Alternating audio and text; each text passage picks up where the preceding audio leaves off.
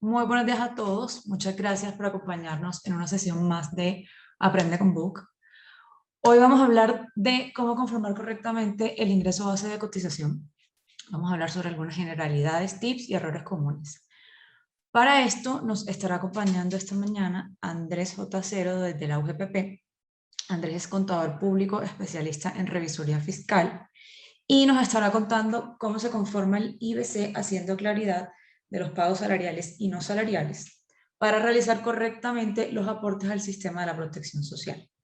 Al final de la charla tendremos un espacio para resolver todas sus dudas e inquietudes. De todas maneras, es importante que sepan que las pueden ir dejando por la sección de preguntas y respuestas de la plataforma o por el chat. Muchas gracias a todos por asistir y comenzamos. Bueno, muy buenos. Buen día, María Paula, ¿cómo estás? Muy bien. María Paula, ¿cómo te ha ido? Muy bien, ¿y a ti? Bueno, entonces súper conectados aquí. Vamos a dar inicio a esta sesión. Permítanme un segundo, yo aquí comparto.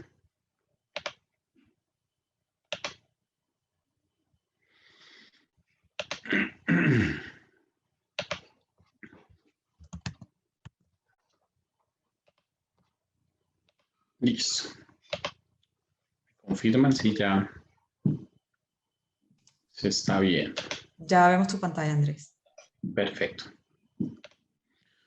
Bueno, para mí es un placer, María Paula, de verdad que desde Book nos hayan abierto este espacio para que todas las personas que están conectadas, muy seguramente las que se conectarán en el transcurso de este rato, puedan efectivamente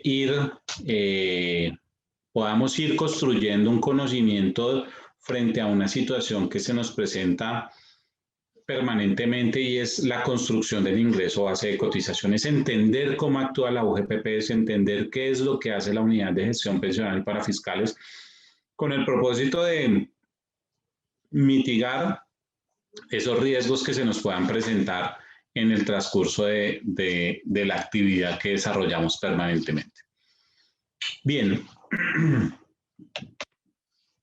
permítame. Entonces, básicamente dentro de este qué hacer o qué es lo que hace la Unidad de Gestión Pensional y Parafiscales, hay unos aspectos muy importantes y es con lo que quisiéramos hacer una introducción el día de hoy es el porqué de la UGPP. ¿Qué es lo que hace la Unidad de Gestión Pensional y Parafiscales? ¿Cómo lo hace y por qué lo hace? Y básicamente en esto es entender un poco cuál es ese objetivo misional que tiene la Unidad de Gestión Pensional y es el de crear una cultura en el cumplimiento de pago de los aportes al sistema de la protección social.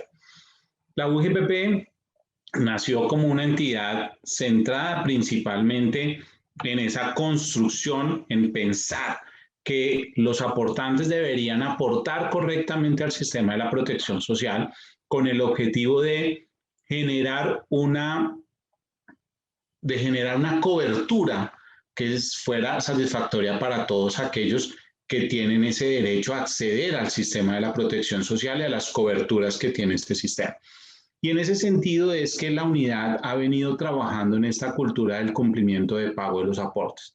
Desde arrancar con estas sensibilizaciones, cuando nos invitan, cuando podemos hacer parte de estos espacios, hasta llegar a un proceso de fiscalización que es el objetivo para el cual de una u otra forma fuimos creados, pero que hemos ido mitigando en el tiempo para tratar de no fiscalizar tanto a las personas, sino que haya un cambio de comportamiento voluntario, que se adopte esa conciencia de que es importante aportar al sistema de la protección social.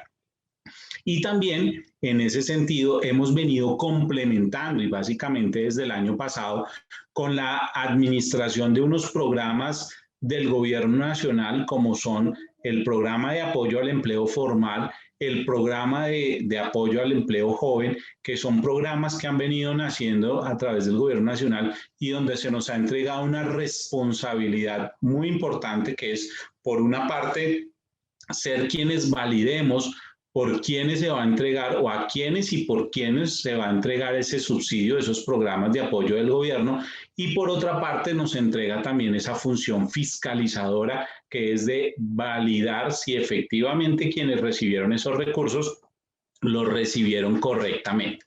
Entonces, pues esto es importante hacer mención porque es parte de toda esa construcción y de todo eso que ha venido adquiriendo la unidad de gestión pensional y para fiscales y por lo cual nos caracterizamos y hemos, por así decirlo, hemos venido generando un posicionamiento especial dentro de todo lo que tiene que ver con el sistema de la protección social. Por otra parte, tenemos otra función también muy importante que es finita en el tiempo. ¿Y por qué decimos que es finita? Porque en algún momento se extinguirá esa responsabilidad que es la de velar, la de hacer un reconocimiento adecuado y oportuno de las pensiones del régimen de prima media, especialmente de 40 entidades que recibimos nosotros con alrededor de 345.000 pensionados, los cuales efectivamente tenemos esa responsabilidad de hacer un reconocimiento pensional, ¿cierto? Trabajadores o extrabajadores más bien ya con los derechos adquiridos para pensión o sus beneficiarios de entidades como Ferrocarriles Nacionales, Puertos de Colombia, Inderena, IDEMA, INCORA, todas estas entidades que en algún momento existieron, que dejaron de existir, dejaron de cumplir con su objeto misional y que la única responsabilidad que tenían o carga que tenían para poderse dar su liquidación definitiva era la administración de unas pensiones. Entonces, se unifica todo eso para optimizar este proceso y asimismo es una responsabilidad que tenemos finita. ¿Por qué? Porque ya no hay más regímenes especiales que debamos atender nosotros y en ese sentido, pues en algún momento se extinguirá esa obligación del reconocimiento y solamente estará en el régimen de prima media lo que conocemos hoy que realiza Colpensiones. En ese sentido, y pues a partir de eso, pues nosotros como unidad hemos venido siempre pensando y hemos venido buscando precisamente que esa cultura de pago se refleje en ver que la seguridad social no es un tributo, sino que es una cobertura de riesgos. Lo que básicamente busca la unidad de gestión pensional y para fiscales es ver, hacer ver que los aportes realmente tienen un propósito y ese propósito es cubrir unos riesgos. ¿Cuáles son los riesgos que se cubren? En salud, los riesgos derivados de la enfermedad, los riesgos derivados de una asistencia médica que es necesaria tener, donde no solamente se da cobertura al cotizante, sino a su grupo familiar, ¿cierto? A todas aquellas personas que sean beneficiarias de este, que puedan ser beneficiarias de este cotizante, van a tener este acceso. Y para el cotizante no solamente se limita a la prestación del servicio de salud, sino también al reconocimiento económico que se pueda dar en los momentos en los que el trabajador o el cotizante, bien sea un trabajador o bien sea un independiente, deba o presente, ¿cierto?, una incapacidad y viene y se activa un reconocimiento económico que es equivalente a las 2/3 partes de ese valor por el cual se está cotizando. Entonces, por eso es importante tener claro esta cobertura que se tiene en salud y esa volatilidad que se da en esa prestación económica que se le otorga, que otorga este subsistema. También tenemos ¿cuál? La pensión, ¿cierto? Entonces en pensión también tenemos un aseguramiento de los riesgos de pensión, unos aseguramientos que van a la vejez, ¿cierto? Es algo que primero pensamos nosotros cuando hablamos de pensión. Uno dice, para la vejez, ¿cierto? Pero también tenemos otras coberturas allí, enfermedad, invalidez, muerte, que muchas veces no los tenemos presentes, muchas veces no los vemos como algo que se pueda presentar, pero es algo que es real, es algo que es latente. Muchas personas, y creo que en estas épocas que estamos viviendo, muchas personas que han tenido esa cobertura en pensión, se les ha materializado ese riesgo y es el riesgo de la muerte, ¿cierto? Es el riesgo de una enfermedad, de una invalidez, es el riesgo de una enfermedad catastrófica. Y esas son situaciones que están cubiertas cuando hacemos cotizaciones a pensión y esas cotizaciones superan las 50 semanas durante los últimos 3 años. Podríamos decir que es un seguro que se activa después de 50 semanas cotizadas y que nos da una cobertura. Y a eso es a lo que nosotros le estamos apuntando, a que se reconozca, se interiorice esa necesidad de aportar correctamente para que cuando se activen estos seguros haya una cobertura real. Y asimismo se le mitigue el riesgo al empleador de tener que asumir costos o sobrecostos que después pueden hacer más complicada su situación. Sabemos que muchos empleadores, uno de los motivos, y me meto aquí en otro terreno que no se evalúa, es el análisis de riesgos de no pagar seguridad social. ¿Y por qué muchas veces no hacemos eso? Porque muchas veces no evaluamos ese riesgo, porque no lo vemos latente. Pero si potencializáramos y si evaluáramos ese riesgo y miráramos cuánto puede poner en riesgo a la empresa, a la sociedad, o que un trabajador no esté adecuadamente afiliado, que un trabajador no se le pague correctamente por lo que se le debe pagar, pues es un riesgo que puede poner incluso en riesgo la continuidad de negocio de la misma empresa. Entonces, es muy importante, yo pues, soy contador público, entonces entiendo un poco de estos temas. Uno dice, oiga, eso es algo que se debería medir y cuando empecemos a medir eso, si lo queremos ver como riesgo, como la cobertura de riesgos, pues creo que acá tenemos una cobertura adecuada de todos los riesgos. En riesgos laborales lo mismo. El hecho de no tener bien asegurado un trabajador en el riesgo que le corresponde de acuerdo con la actividad que realiza este trabajador puede hacer que también se me materialice este riesgo y que al final del día tenga que incurrir en sobrecostos por esa situación.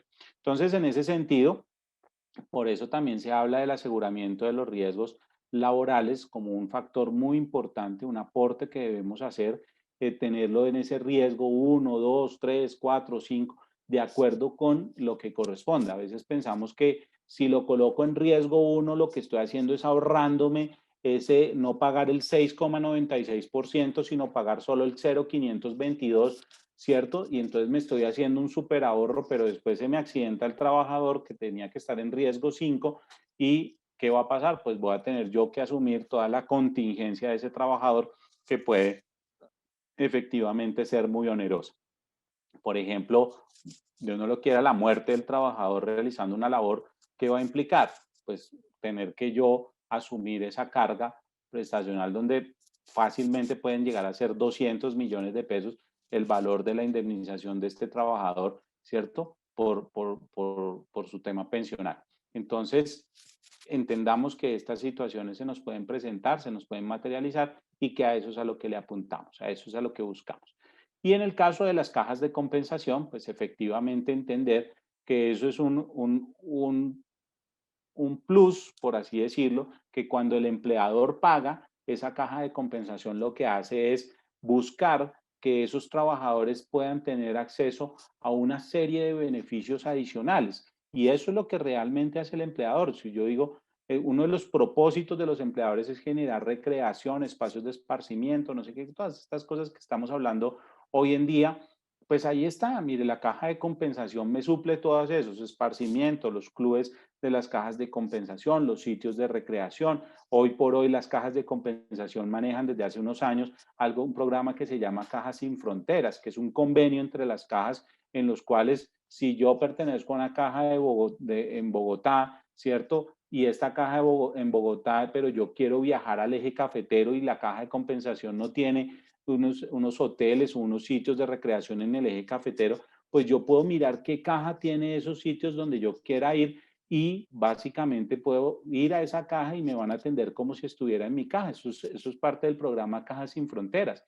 Esos son beneficios que tenemos que muchas veces no lo sabemos. Beneficios en salud, los planes complementarios que ofrecen muchas de las cajas de compensación y que subsidian parte de esos planes complementarios que nos dan unos accesos, podemos decir, mejores o más rápidos, mejores a esos planes de salud que ya tenemos, que es el plan obligatorio de salud, ¿cierto? Nos potencializan esos beneficios. En educación, los colegios de muchas cajas de compensación en el país son reconocidos como colegios de alta calidad. Cultura, turismo, deporte, vivienda, con los subsidios de vivienda que se otorgan a través de las cajas de compensación. y pues las líneas de crédito que tenemos. Entonces, miren que hay un gran beneficio. Ahora bien, ¿cuál es la responsabilidad de nosotros? Cotizar correctamente para que esos trabajadores puedan acceder a esos beneficios correctamente, como les corresponde.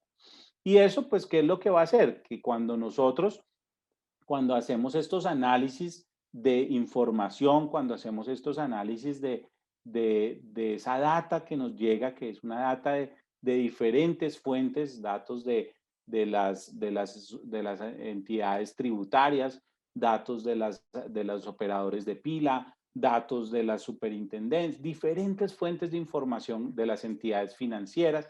Todas estas fuentes de información al final del día lo que nos permiten a nosotros es construir un análisis de riesgo en el cual se puedan identificar circunstancias que están generando posibles conductas de evasión de aportes al sistema de la protección social a través de diferentes mecanismos, incluso con las denuncias que nos llegan de los trabajadores, porque los trabajadores cada día están entendiendo un poco más la importancia de tener esa cobertura correctamente en seguridad social, de que su empleador le esté pagando correctamente o correctamente que le pague por lo que efectivamente le corresponde pagar.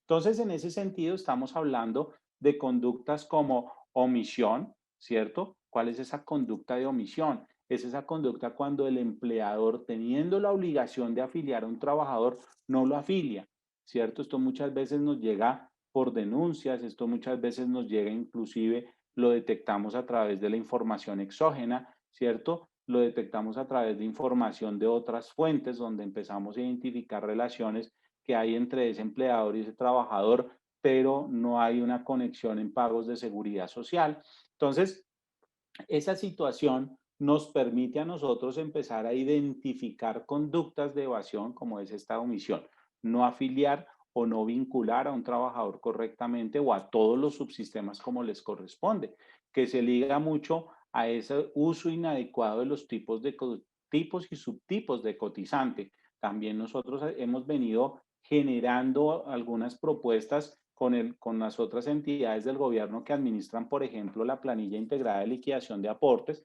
y hoy por hoy se está trabajando ya en esa validación de quiénes son los trabajadores que están pensionados. ¿Para qué? Para mitigar que se coloque a un trabajador de cierta edad que no ha cumplido todavía los requisitos para pensionarse y que se le está colocando como pensionado, o que se le está colocando a un trabajador como aprendiz del SENA cuando validamos con la base de datos del SENA y no aparece como un aprendiz del SENA ni en etapa lectiva ni en etapa productiva. Esas validaciones que hacemos con estas otras fuentes lo que nos permite es efectivamente identificar posibles situaciones de evasión de aportes.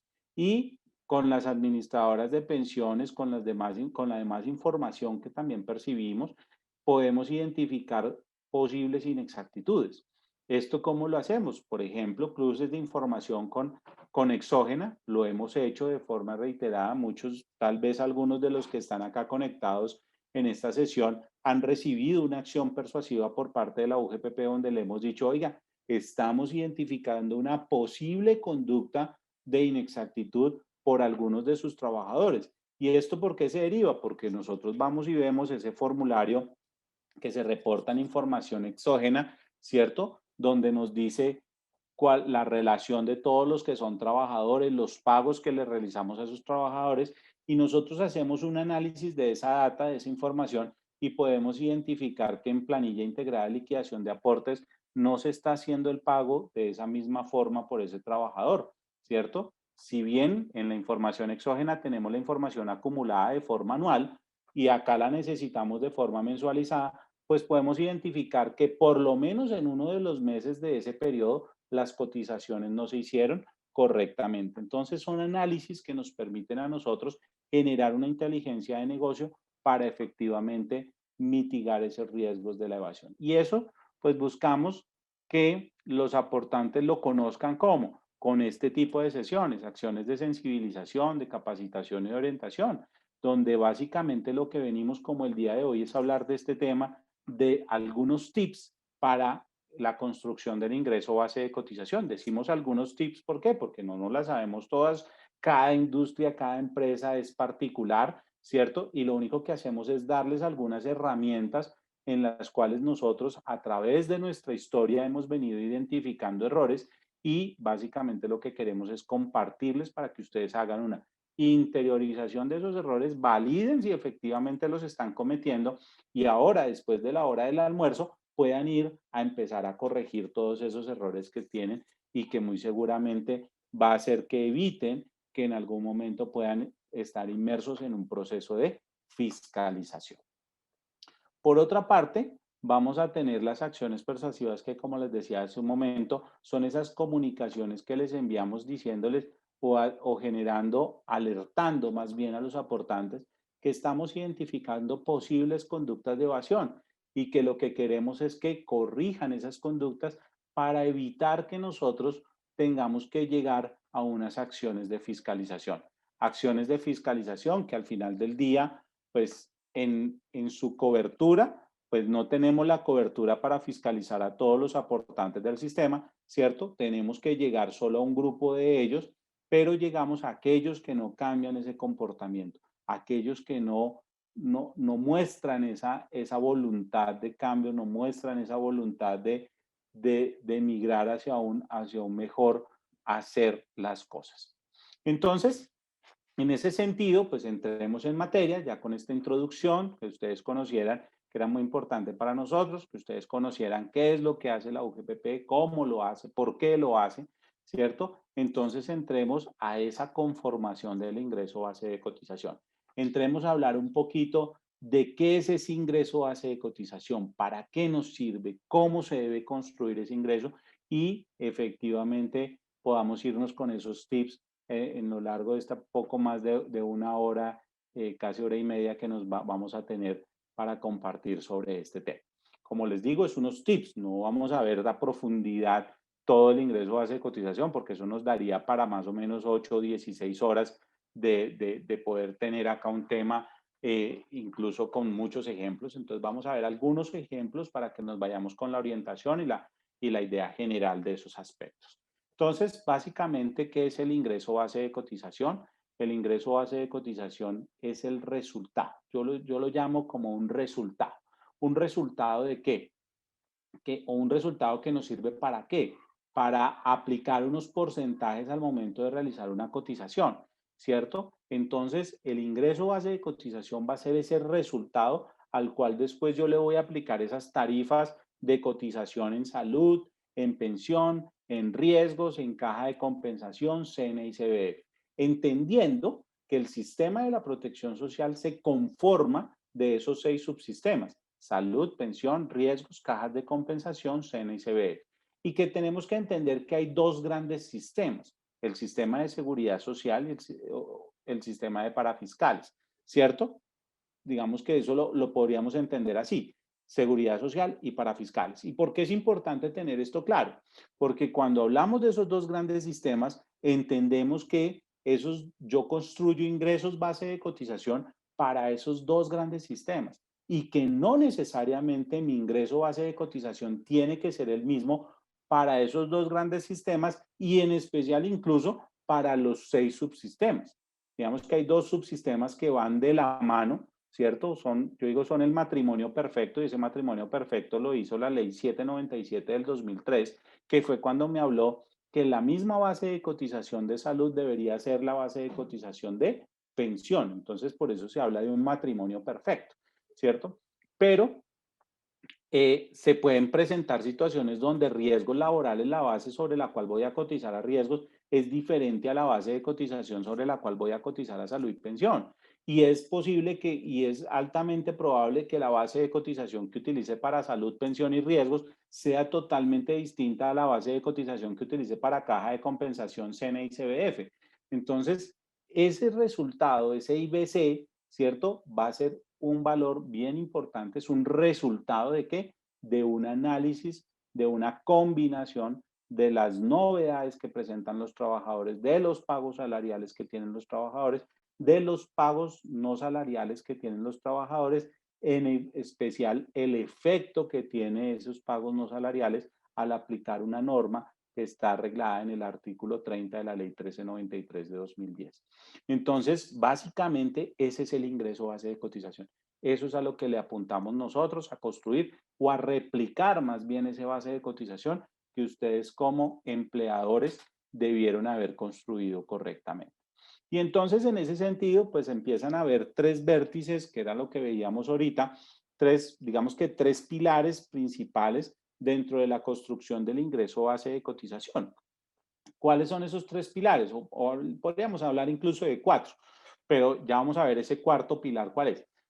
El primero de ellos es los pagos salariales. Entonces, miren que a mí siempre me ha parecido muy interesante la definición del artículo 127 del Código Sustantivo del Trabajo. Esa definición es muy clara, es muy, digamos que muy tajante, en el cual nos dice, oiga, pagos salariales, un pago salarial es toda remuneración ordinaria fija o variable, ¿cierto? O sea, ya sé que es una remuneración ordinaria que puede ser fija, todos los meses recibir lo mismo, o que puede ser variable y que todos los meses puede cambiar, ¿cierto? Y tiene una connotación especial, que es todo lo que recibe el trabajador en dinero o en especie, ¿cierto? Entonces, dinero o especie, y esa es otra situación que muchas veces se complica y que nosotros la detectamos y es muchas veces solamente tenemos en cuenta lo que es en dinero. Tenemos en nuestro software de nómina solamente parametrizado lo que es dinero, ¿cierto? Lo que le vamos a girar al trabajador allá a su cuenta bancaria o que le vamos a pagar al trabajador en efectivo. Todavía hay algunas que lo hacen de esa forma, ¿cierto? Entonces solamente pensamos que es eso, que es lo que reciben en dinero. Lo que reciben en especie, no, eso no es salarial. Y resulta que sí, el artículo 120 nos dice lo que es salarial también puede ser, lo que se da en especie, perdón, también puede ser salario. Siempre y cuando lo que reciba en dinero, lo que reciba en especie, lo que sea fijo, lo que sea variable, sea contraprestación directa del servicio. Y luego aparece otra connotación aquí que está resaltada en negrilla y es sin importar la denominación que adopte. Es decir, yo puedo llamarlo como quiera llamar un pago, ¿sí? Y muchas veces hemos detectado eso. Puedo llamar un pago auxilio por tiempo adicional trabajado, ¿cierto? Pero cuando yo voy y miro la naturaleza de ese pago en su naturaleza es un pago que retribuye el servicio, que es una contraprestación directa del servicio. ¿Por qué? Porque es que se le dio al trabajador porque el trabajador estuvo 2 horas más del tiempo por el cual yo lo he contratado en su horario normal, ¿cierto? Entonces estuvo 2 horas adicionales. Y en ese sentido, pues si estuvo 2 horas adicionales, pues esas son horas extras. Y lo contempla el artículo 127 como un pago salarial.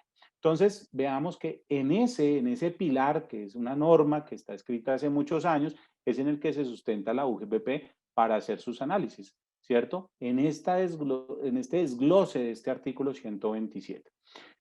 Eso serán pagos salariales. Pagos no salariales, ¿qué son? Ahí tenemos una situación compleja. ¿Por qué? Porque si nos remitimos al artículo 128 del Código Sustantivo del Trabajo, el artículo 128 me enlista una serie de pagos que son no salariales, ¿cierto? Entonces me dice, son pagos no salariales, lo que recibe el trabajador, no para su beneficio ni para enriquecer su patrimonio, sino para desarrollar a cabalidad sus funciones, son pagos no salariales, las sumas que recibe el trabajador de manera ocasional y por mera liberalidad del empleador, son pagos no salariales los auxilios, beneficios que recibe el trabajador que estén previamente acordados y que han dispuesto expresamente que no constituyen salario, son pagos no salariales las prestaciones de las que hablan los títulos séptimo y octavo del Código Sustantivo del Trabajo, ¿cierto? Ahí me enlista una cantidad de pagos y entonces yo diría, ¿todos esos son pagos no salariales? Pues efectivamente la UGPP sí tenía ese concepto. En unos estudios no había norma que dijera cosa contraria, salvo un concepto del Ministerio del Trabajo en el que se hablaba de que las prestaciones sociales no eran salario, ¿cierto? Entonces se decía, prestaciones sociales no son salario y entonces en razón a ello, pues no las teníamos en cuenta. Pero del resto todos los pagos sí, y buscábamos más pagos no salariales, entonces hablábamos del auxilio legal de transporte como un pago no salarial, hablábamos que en el artículo 130 del Código Sustantivo del Trabajo también me decía que los viáticos cuando cuando se le otorgaban al trabajador viáticos, en los viáticos permanentes, el componente de gastos de representación y de transporte no era un pago no salarial, y en los viáticos ocasionales ninguno de los 4 componentes de los viáticos, que son alojamiento, manutención, gastos de representación y transporte, ninguno de esos 4 componentes era un pago salarial. Entonces, bajo esa premisa, pues nosotros como UGPP adelantábamos nuestras actuaciones.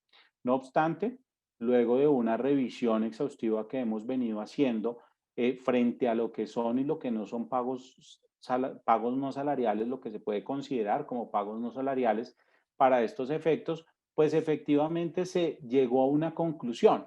¿Y cuál fue la conclusión a la que se llegó? Se llegó a la conclusión de que serán pagos no salariales las sumas que reciba el trabajador, considerados por la UGPP para su análisis, las sumas que reciba el trabajador de manera ocasional y por mera liberalidad, ¿cierto? Como bonificaciones, primas, gratificaciones, participación de utilidades, ¿cierto? Siempre y cuando tengan esa connotación, manera ocasional y mera liberalidad. Y también serán pagos no salariales los beneficios o auxilios habituales o ocasionales, que cumplan 2 condiciones. Primera, que estén acordados, es decir, que se evidencie que entre las partes se pusieron de acuerdo para nombrar ese pago como un beneficio o un auxilio que es habitual o es ocasional. Y también que se haya dejado dispuesto expresamente que no constituyen salario en dinero o en especie. Ese es otro de los criterios. Y hablamos de unas bonificaciones, por allí bonificaciones de retiro, que se entenderían que están en el primer ítem, de bonificaciones ocasionales y por mera liberalidad, que también se evalúan para efectos de ser tenida en cuenta como un pago no salarial. Y hablo de este tema de bonificaciones especialmente porque recordemos que el artículo 127 del Código Sustantivo del Trabajo, en su misma descripción de qué son pagos salariales, me dice que son pagos salariales las bonificaciones habituales, ¿cierto? Las bonificaciones habituales. Entonces, en ese sentido, pues la Unidad de Gestión Pensional y Parafiscales ha venido haciendo o decantando su análisis y diciendo, vea, estos son los pagos que voy a tener en cuenta para efectos de considerarlos como no salariales. Estos son los que tendré en cuenta para efectos de considerarlos como salariales, y en ese sentido, pues ustedes, señores aportantes, sepan dónde se va a enmarcar el análisis que yo voy a hacer como unidad de gestión pensional y parafiscales. Hablamos de la mera liberalidad y la ocasionalidad, como yo lo puedo sintetizar, la mera liberalidad y la ocasionalidad como algo que yo doy, mera liberalidad, ¿qué es? Que yo como empleador doy voluntariamente a mi trabajador, ¿cierto? Lo doy porque quiero dárselo, porque quiero un beneficio para mi trabajador, le voy a dar una bonificación porque quiero un beneficio para mi trabajador, y eso, pues yo quiero beneficios, quisiera todos los meses para mis trabajadores, pero es real que no se puede todos los meses, entonces solamente lo doy de vez en cuando, ¿cierto? Y por eso se relaciona con la ocasionalidad, mera liberalidad y ocasionalidad como situaciones que se den porque el empleador lo quiere dar y porque porque no lo da de forma permanente, ¿cierto? Es ahí donde tenemos que tener cuidado, porque muchas veces nos dicen, no, pero es que yo doy una bonificación todos los meses, ¿cierto? Pero ¿por qué da esa bonificación? O sea, perdóneme la expresión que voy a utilizar, de chévere va a dar esa bonificación usted todos los meses. Entonces, no, lo que pasa es que también depende de, entonces, ¿de qué depende? Depende de que el trabajador haya hecho, depende de si el trabajador hizo, depende de, entonces cuando me le colocan ese depende, ya me le estoy colocando una condicionalidad al trabajador, y si esa condición está ligada a la ejecución del servicio, a una prestación del servicio, es decir, algo que me genera un beneficio a mí como empleador, pues eso al final del día se podría convertir en salario. Por otra parte, tenemos lo que se entiende por novedades. Entonces, básicamente las novedades que son los reconocimientos que le hago al trabajador, es decir, una obligación que tengo yo como empleador de garantizar una cobertura al trabajador por una situación que genera un ausentismo. Entonces, miren que es bien interesante esa situación porque cuando yo genero ese ausentismo, entonces voy a tener la necesidad eh, de, de cubrir o de dar una cobertura en seguridad social por ese trabajador, ¿sí? Y eso es clave que lo tengamos, perdón, eso es clave que lo tengamos presente porque muchas veces eso nos puede generar una confusión muy grande. Y aquí nos habla algo muy interesante, que esos ausentismos o esas contingencias que se presentan por los trabajadores que yo tengo que cubrir, me habla de que la cobertura es en seguridad social. ¿Se acuerdan de nuestros dos sistemas? Sistema de seguridad social, sistema de parafiscales. Entonces, sistema de seguridad social es a donde yo tengo que tener esta cobertura.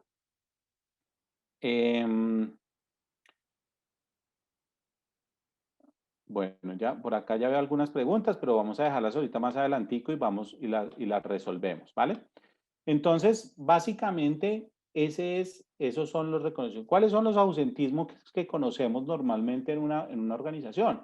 Entonces, vamos a conocer los ausentismos por incapacidades, ¿cierto? Vamos a conocer los ausentismos por licencias remuneradas, por licencias no remuneradas. Entonces, también vamos a tener allí un ausentismo. ¿Cierto? Vacaciones, las vacaciones disfrutadas, el disfrute de las vacaciones es un ausentismo, ¿cierto? El trabajador no está descansando, está ya relajado en la playa, pero yo tengo que todavía tener una cobertura con ese trabajador porque la relación laboral sigue vigente. Las huelgas, hay huelgas, los trabajadores me hacen huelga, no sé qué cosa, pero pues yo tengo que seguir cubriendo esa seguridad social y así lo ha contemplado la ley. Entonces, frente a esas diferentes contingencias, frente a esas diferentes situaciones que se nos pueda presentar frente a un trabajador, pues yo tengo que garantizar esa cobertura. Esos hablaríamos de los principales tres pilares, que yo los llamo así, los tres pilares de la conformación del ingreso base de cotización.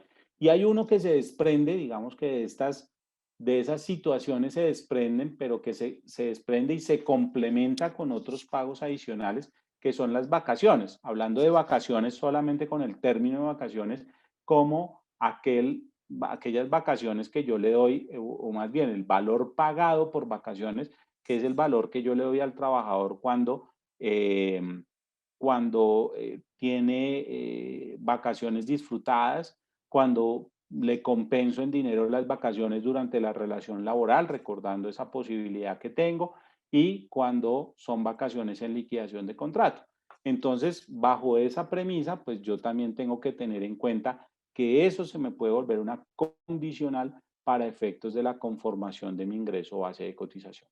Entonces, basándonos en esos dos sistemas de seguridad social, de parafiscales y la conformación del ingreso base de cotización, pues veamos cuáles son los componentes de cada uno de ellos.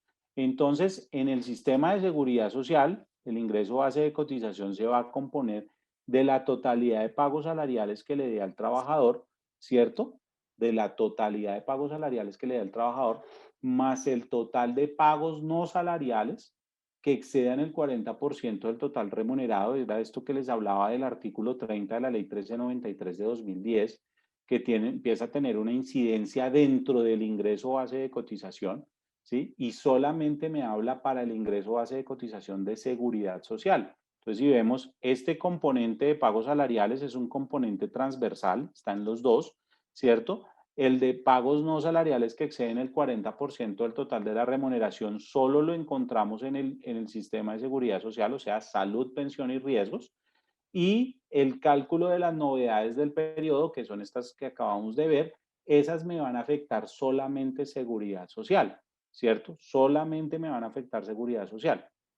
No me van a afectar parafiscales. Y ahí hay un error que muchas veces lo identificamos nosotros, solo que ¿y por qué lo identificamos? Porque algunos aportantes en la novedad del periodo la colocan afectando los dos sistemas, tanto seguridad social como parafiscales. Y entonces, pues, ¿qué pasa en ese escenario? Que terminan pagando más de lo que tendrían que pagar, ¿cierto? Pero pues recordemos que la planilla integrada de liquidación de aportes es una autoliquidación. Entonces, usted liquidó mal, pues eso va a tener un efecto, y es que usted o va a pagar más o va a dejar de pagar lo que efectivamente tenía que pagar. Y en ese, digamos que ese es cómo se complementa esa construcción del ingreso base de cotización para seguridad social.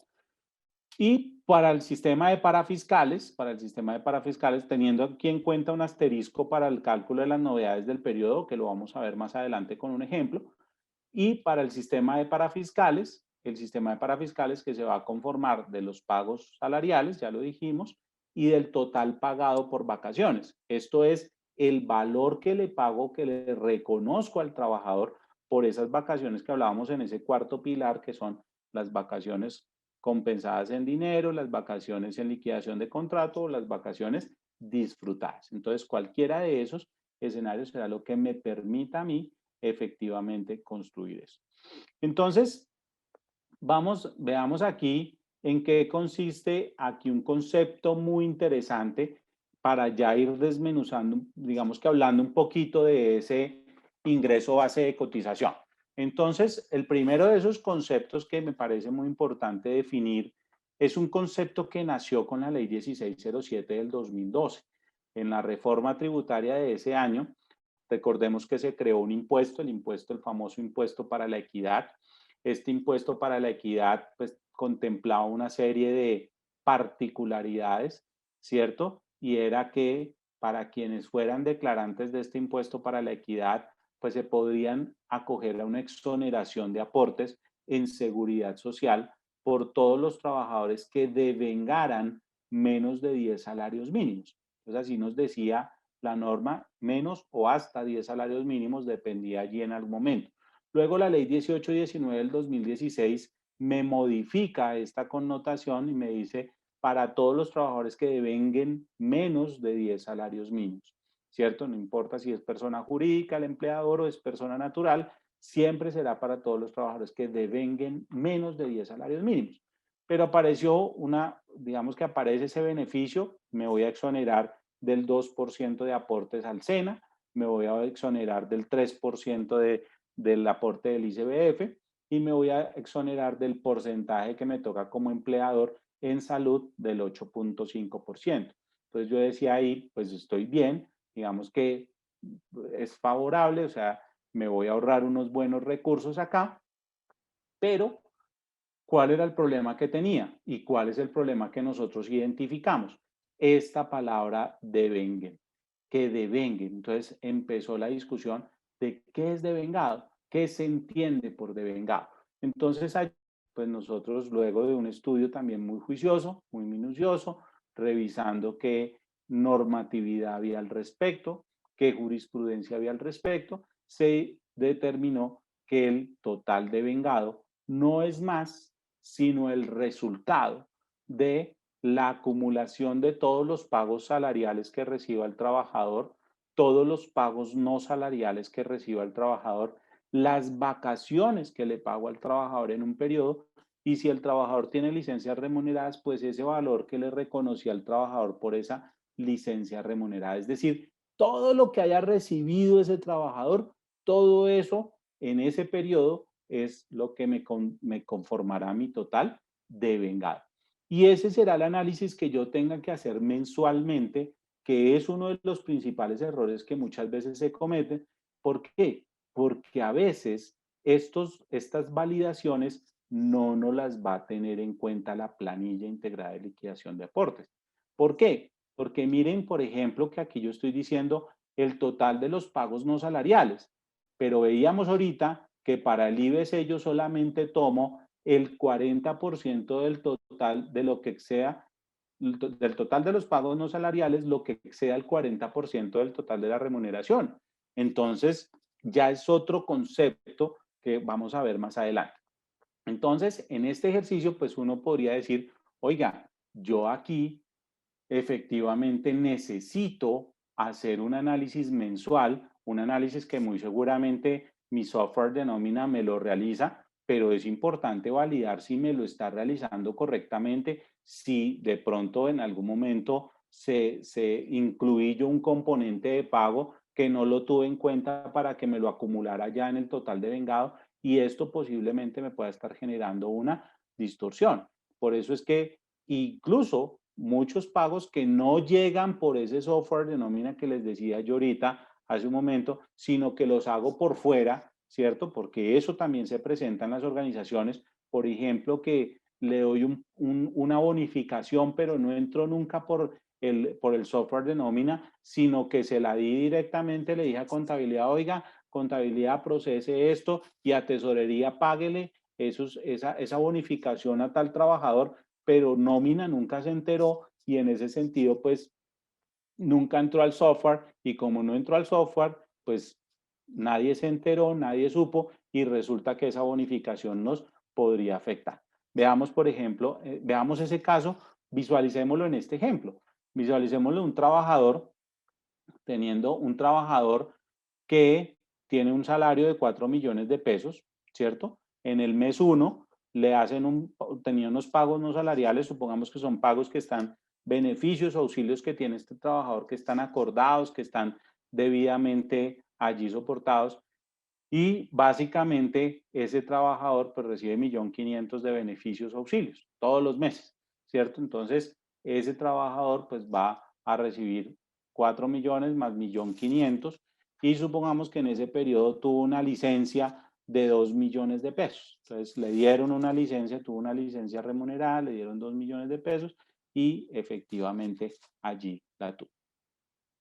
Y en ese caso, pues tiene un total de vengado de 7.500.000 pesos. Entonces, yo miro, digo 7.500.000 pesos de sus pagos, y entonces allí, pues está por fuera de estos 10 salarios mínimos para el 2019, para el 2021, perdón, que serían 9.085.000 pesos. Entonces, yo digo, por este trabajador me puedo exonerar de hacer esos aportes en salud, en SENA, al ICBF. Y luego tengo otro componente que son miremos otro trabajador que tenía prácticamente las mismas condiciones, solo que este trabajador le dieron una bonificación de los 2 millones de pesos. Entonces este trabajador recibió pagos no salariales de 3.500.000 pesos, ¿cierto? Más los 2 millones de pesos, también una licencia remunerada o unas vacaciones, cualquiera de esos pagos, y tenemos 9.500.000. En ese escenario, como a este trabajador se le otorga esos 2 millones de pesos que incrementa ese 1.500.000, entonces ya no está en 7.500.000, sino 9.500.000. Quiere decir que ese trabajador automáticamente pierde, o por ese trabajador más bien el empleador pierde la posibilidad de exonerarse de cotizar a salud, al SENA y al ICBF. Entonces, en ese sentido, pues veamos que por un trabajador me puedo exonerar, por el otro no me puedo exonerar. Eso no quiere decir que yo pierda el beneficio. Cuando no me puedo exonerar por un trabajador, no es que yo lo haya perdido para todos mis trabajadores, ¿cierto? Y cuando lo pierdo en un mes por un trabajador, no quiere decir que lo haya perdido para siempre. Solamente lo perdí por ese mes. Ya el mes siguiente, si ya desaparece esos 2 millones de la bonificación, pues efectivamente volverá a sus 7.500.000 y volverá otra vez a la normalidad, ¿cierto? Entonces, este es un beneficio que es muy bueno, es muy importante, pero también nos exige algo, y es hacer análisis permanentes de esa información. Es hacer una evaluación todos los meses si efectivamente yo estoy haciendo bien las cosas o no, ¿cierto? Porque como les decía yo ahorita, uno pensaría, no, pues es que culpa del software que no lo para. No, puede ser que no. Puede ser que usted lo giró directamente por contabilidad, lo pasó directamente a contabilidad, contabilidad lo pasó a tesorería, tesorería hizo el pago y ya, y nadie se enteró, ¿cierto? Los de nómina no se enteraron. Y pues si no entra por el software de nómina, pues ¿con qué se liquida la planilla integrada de liquidación de aportes?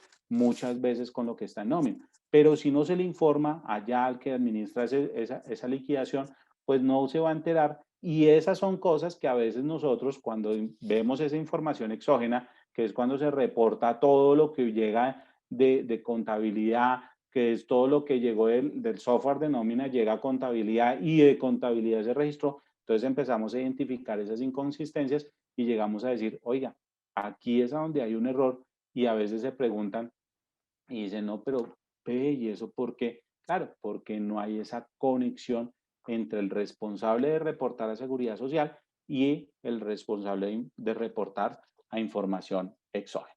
En el caso de los salarios integrales, pues podemos decir que por defecto, pues un salario integral es el componente, un salario mínimo integral es el componente de unos pagos salariales y un componente salarial que son 10 salarios mínimos y el 30% del factor prestacional, así lo define la ley, pero que tiene un total de vengado de 13 salarios mínimos, como mínimo de 13 salarios mínimos, y en ese sentido, pues podríamos decir que siempre, pues de generalmente, o sea, como su generalidad, será que un trabajador con salario integral no va a estar exonerado. Por un trabajador de salario integral no voy a poderme exonerar de hacer este aporte a salud, SENA y CBF.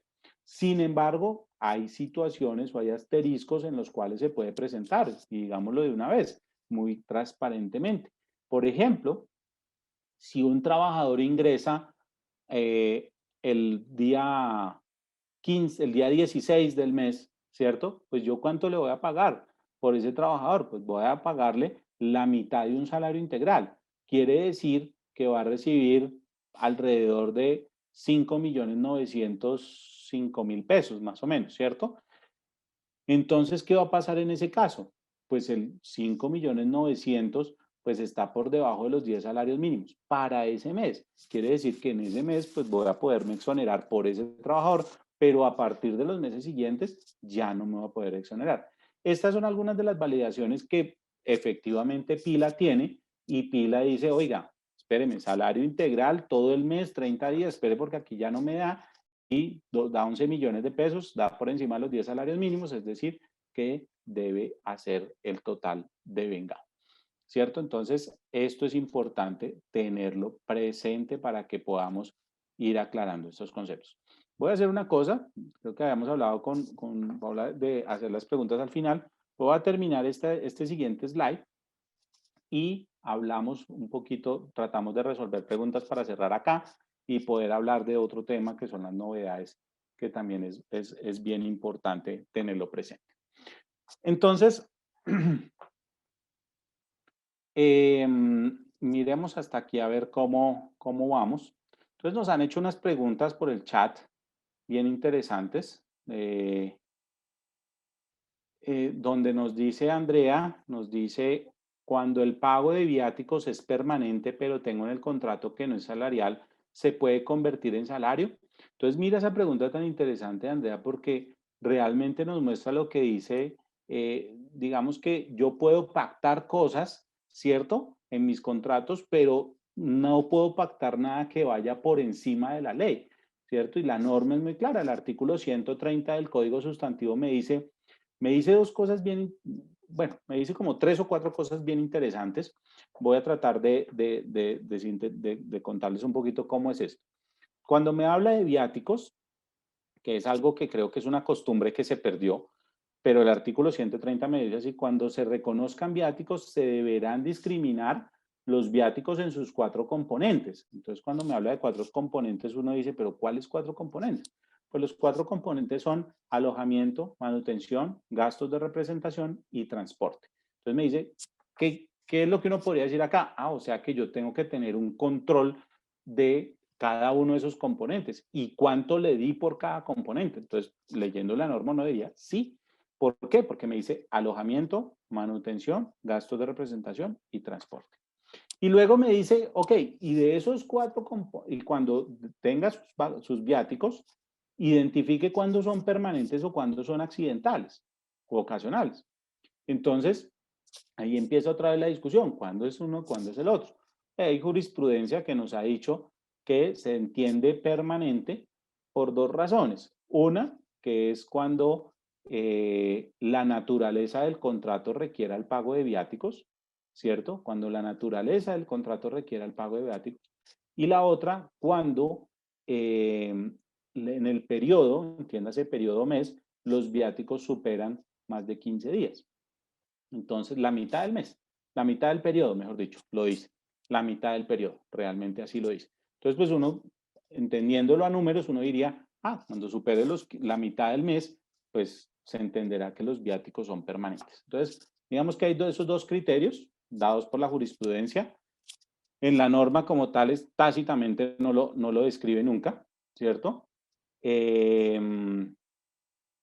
Y allí básicamente el artículo 130 me dice, bueno, entonces cuando los viáticos sean permanentes, el componente de alojamiento y manutención serán salariales y los otros componentes pues no serán salariales, es decir, gastos de representación y transporte no serán salariales.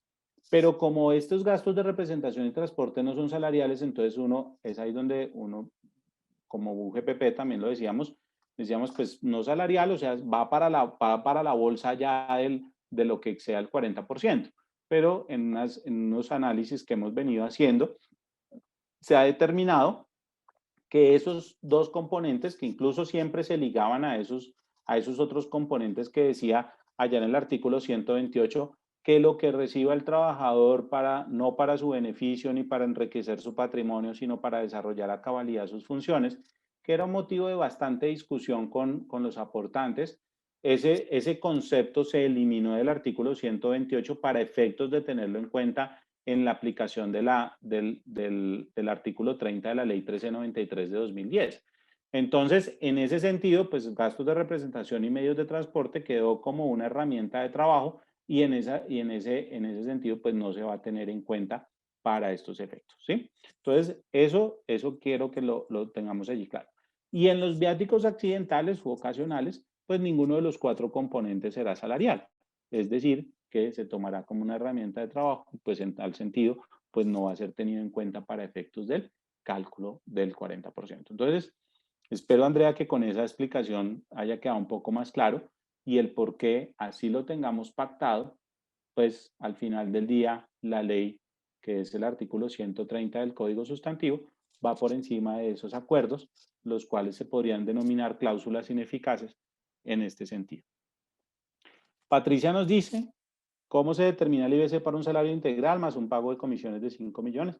Bueno, ya lo vamos a ver. Y debo tomar solo el 70% de las comisiones, al igual que el salario, o debe ser el 100%. Bueno, ahí hay una serie de discusiones grandes con esos aspectos y es saber si esas comisiones tienen incorporado el componente prestacional o no, ¿cierto? Porque uno diría, si no tienen el componente prestacional, sino si la tasación de las comisiones son iguales para un trabajador de salario integral que para un trabajador que no tiene salario integral, pues no hay ninguna diferencia, quiere decir que no tendría yo por qué aplicarle ese 70%, ¿cierto? De hecho, creo, incluso Pila ya hoy no contempla ese cálculo como automático para esos pagos adicionales, sino lo deja como el valor que usted registra es el valor que él va a tomar para la base de cotización, porque al final del día eso solamente lo sabe el empleador. Nos dicen aquí, la recurrencia de una bonificación o pago de mera liberalidad puede tener diferentes causas, prima, vacaciones, quinquenio, un bono general, lo que significa que se puedan entregar varias veces en el año. ¿Cómo es este manejo a la luz de la unidad? Bueno, digamos que esos conceptos que están allí denominados, pues son diferentes razones. Entonces, donde nosotros nos centramos mucho es en mirar que una misma razón o un mismo tipo de bonificación sea repetitiva. ¿Sí? Si yo estoy viendo que, por ejemplo, le doy un quinquenio todos los meses, entonces uno dice, pero ¿cómo es posible? El quinquenio solamente se debería dar una vez. Prima de vacaciones, pues solamente se debería dar una vez, ¿cierto? Cuando haya el disfrute de las vacaciones. Un bono general, pues sí, habrá que ver cuál es la naturaleza de ese bono. Yo por eso les decía que más allá del concepto general es mirar la naturaleza del pago. Y eso es lo que va a determinar muy seguramente cómo se considerará para efectos de el análisis dentro de la unidad de gestión pensional y para fiscales. En el caso de las novedades de incapacidad, licencia debe cotizar a parafiscales, perdóname. En la novedad de incapacidades y licencias maternidad y paternidad se debe cotizar a parafiscales. Al no cotizar en caso de licencia de maternidad puede perder beneficios como con la caja de compensación familiar.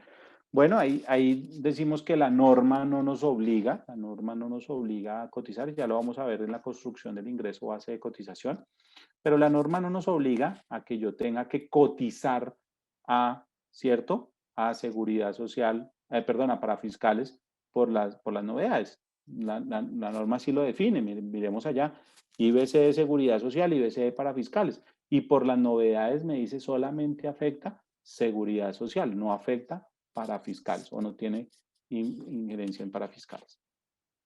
Y en cuanto a la caja de compensación, pues allí básicamente hay unas disposiciones donde se habla que esos beneficios no se pierden, ¿sí? Digamos que esa es la cobertura que tienen las madres, las maternas, en ese sentido y en esos beneficios que ya han sido dados por ley.